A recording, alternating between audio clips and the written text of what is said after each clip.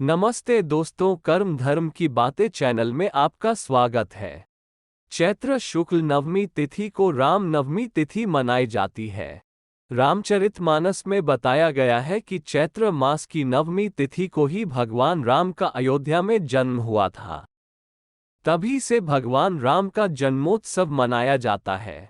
रामचरितमानस में लिखा गया है कि नौमी तिथि मधु मास पुनीता, शुक्ल पक्ष अभिजित हरिप्रीता, मध्य दिवस अति शीत नाघा, पावन काल लोक विश्रामा। इस दोहे का अर्थ है कि भगवान राम का जन्म चैत्र शुक्ल पक्ष की नवमी तिथि में अभिजीत मुहूर्त में दोपहर के समय हुआ था।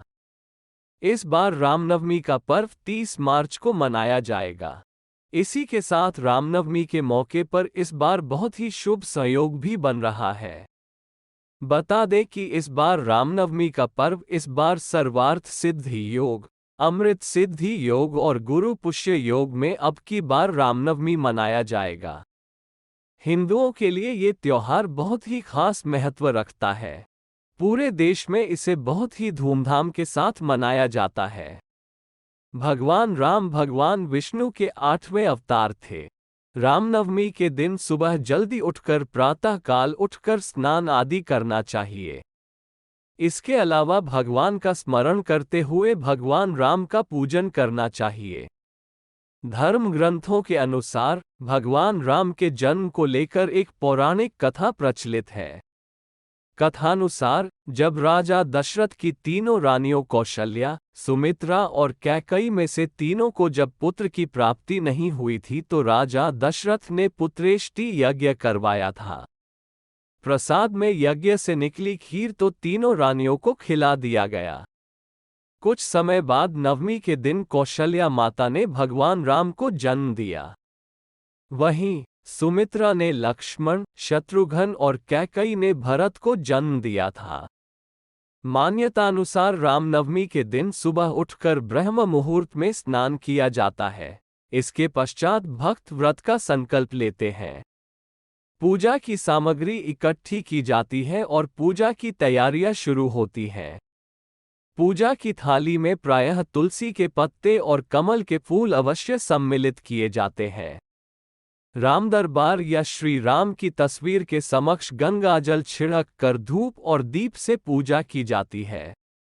श्री राम की मूर्ति या तस्वीर पर माला और फूल अर्पित किए जाते हैं और पूजा में राम रक्षास्तोत्र का पाठ किया जाता है। इस दिन विष्णु सहस्त्रनाम का पाठ करना भी बेहद शुभ माना जाता है। इसके बाद श्री राम को भोग चढ़ाया जाता है और पूजा की समाप्ति होती है। रामनवमी का त्योहार भारत में भक्ति और विश्वास के साथ मनाया जाता है। चैत्र नवरात्रि के समापन भी रामनवमी के दिन ही होता है। हिंदू धर्म के अनुसार इस दिन श्री राम का जन्म हुआ था। इन दिन पवित्र नदियों में स्नान किया जाता है। मान्यता है कि रामनवमी पर भगवान राम की पूजा करने से यश और वैभव की प्राप्ति होती है। भगवान राम की आराधना करने से जीवन में सकारात्मकता बनी रहती है। रामनवमी का पर्व भगवान श्री राम के जन्म उत्सव के रूप में पूरे देश में मनाया जाता है। हिंदू धर्म में बताया गया है कि चैत्र मास के शुक्ल पक्ष की तिथि को भगवान राम का जन्म हुआ था। इसी दिन को रामनवमी के रूप में मनाया जाता है। इस दिन श्री राम की विधि विधान से पूजा की जाती है। ये त्योहार बहुत धूमधाम से मनाया जाता है। यहाँ पर हम आपको रामनवमी की पूजा विधि, शुभ मुहूर्त और महत्व के बारे में बताने जा रहे हैं। भगवान राम के जन्म का सम्मान करने के लिए हिंदू रामनवमी मनाते हैं। चैत्र मास के शुक्ल पक्ष की प्रतिपदा से नवरात्रि शुरू होती है और देवी के 8 रूपों की पूजा की जाती है। इसी के साथ 9वें दिन रामनवमी का उत्सव मनाया जाता है। रामनवमी को अयोध्या के राजा दशरथ के भगवान राम के जन्म के उपलक्ष्य में मनाया जाता है। रामनवमी के दिन भगवान राम की विधि विधान से पूजा की जाती है। मंदिरों को सजाया जाता है, ढोल नगाड़े बजते हैं और भक्त भगवान राम के जन्म की खुशी मनाते हैं।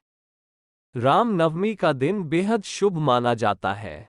आइए जानते हैं रामनवमी की तिथि, मुहूर्त और पूजा विधि के बारे में।